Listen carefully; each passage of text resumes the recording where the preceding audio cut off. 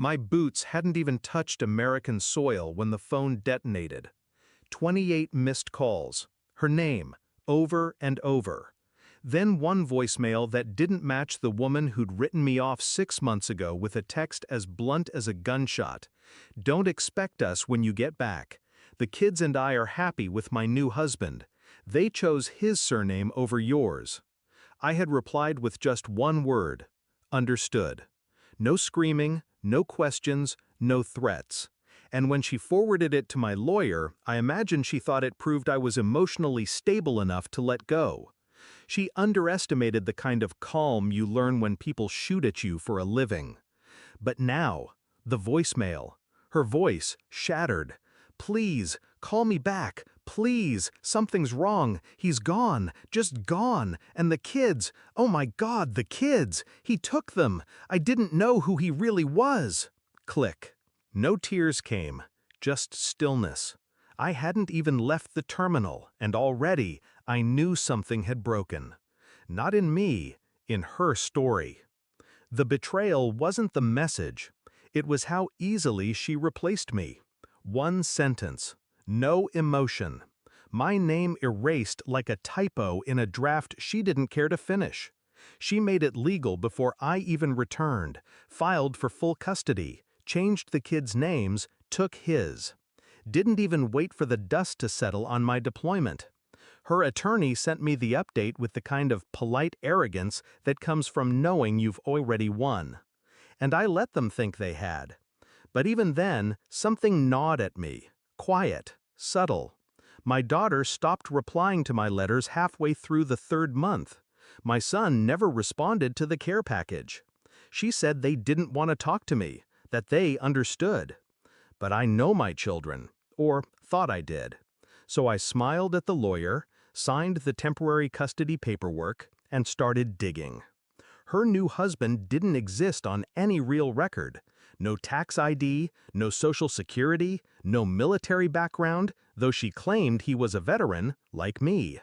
His name, Daniel Ridge, was as real as the family he stole. I started with the basics. Pulled footage from the ring cam she forgot I had tied to the cloud, archived photos, transcripts from her emails I still had access to. She never changed the recovery account. Patterns emerged. The man she called Daniel changed his name 3 times over the last 5 years. Always around women with kids. Always charming. Always patient. Until they signed something over, and then he disappeared. But this time, he took more than their savings. He took my kids. Her frantic calls weren't out of guilt. They were out of fear. Private investigators don't ask many questions when you pay up front. Mine sent over the full report in 48 hours.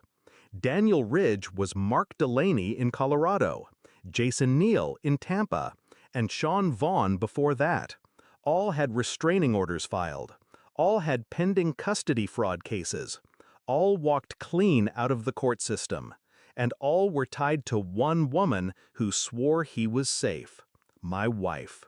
She had signed full guardianship over to him just 2 weeks before I landed. She called it a contingency in case I tried to fight for custody. He used it as a passport. My kids were gone. State line?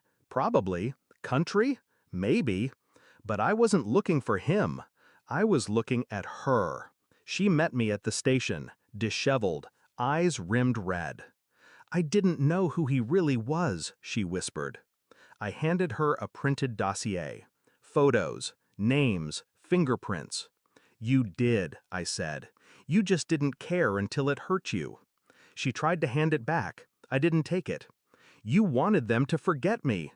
Now you're praying I remember how to find people who don't want to be found. She said nothing. I took out the document she filed, the one where she gave him guardianship over my children. You made it legal. He promised, and you believed him more than the man who went to war for you. I turned to leave. She grabbed my arm. Can you find them? I already have, I lied. The fear in her eyes was the only justice I needed. I didn't come home to a family. I came home to wreckage someone else lit and blamed me for. But I will find my children. That's not a threat, it's a certainty. The system may take months, maybe years, but I've hunted men with fewer shadows to hide behind. She'll never see them again. Not because I'm cruel, because she handed them over to a ghost and called it love. And I'll bring them back. She erased my name from their birth certificates, so I carved it into the man coming to take them back.